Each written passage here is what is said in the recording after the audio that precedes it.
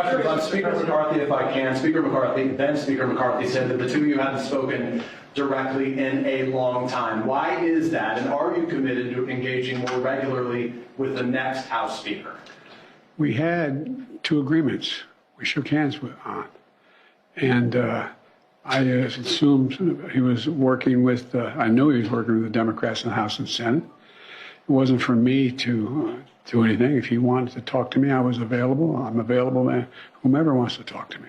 But the idea that I was going to somehow convince McCarthy to change his view was not reasonable. Does the disarray on Capitol Hill after your conversation with allies yesterday worry you that you won't be able to deliver the aid that the U.S. has promised to Ukraine? It does worry me, but I know there are a majority of members of the House and Senate in both parties who have said that they support funding Ukraine. With your, I'm going to be announcing very shortly a major speech I'm going to make on this issue and why it's critically important for the United States and our allies that we keep our commitment. Mr. President, are you also concerned about the rest of your domestic and foreign policy initiatives being in peril because of what we saw happen yesterday, the dysfunction in Congress, the chaos that we saw on the House side? Does that concern you in any way? The dysfunction always concerns me. The programs that we have argued over, we passed bipartisanly, I'm not concerned that they're going to all of a sudden come in and try to undo them, although there will be some.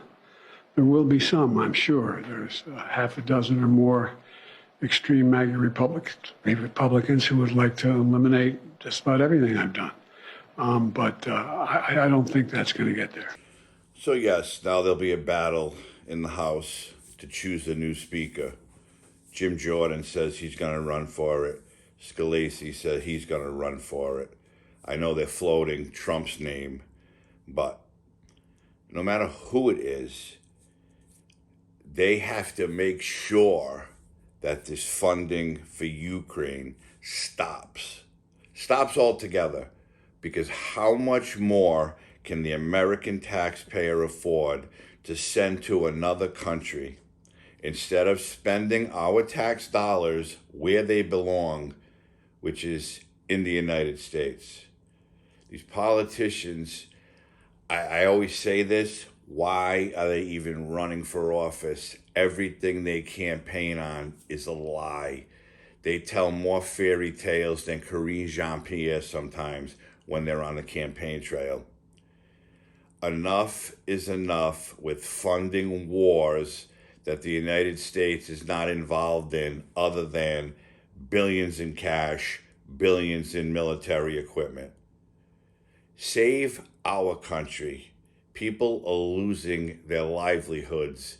They're spending more money out of their pocket each month just to try to live.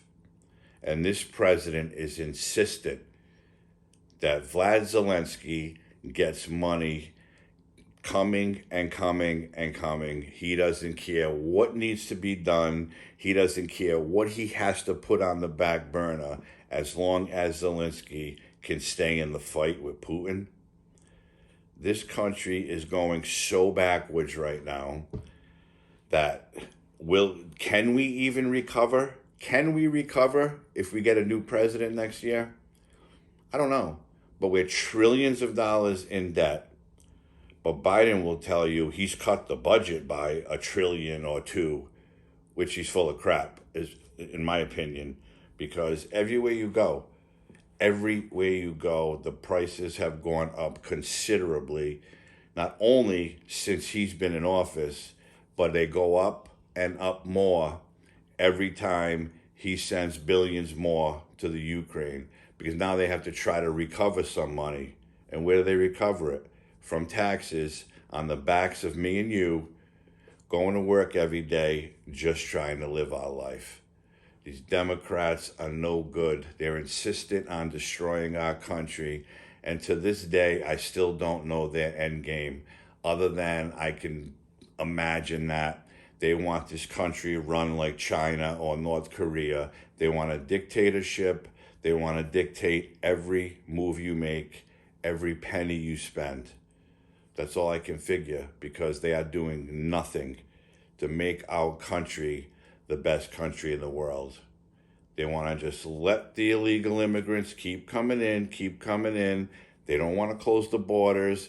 They don't want to lower prices. They don't want to lower interest rates, but they want to make sure that the Ukrainian people have money for humanitarian efforts, to rebuild their schools, to pay pensions, to keep the war going, and it goes on and on and on. Enough is enough with Joe Biden and his spending, and the Democrat spending as a whole. These people have destroyed this country, and it just needs to stop. Because I, for one, don't have deep pockets. I can't keep spending more than I'm making. It's absolutely impossible. So cut the crap, Joe Biden. End your game with giving away money.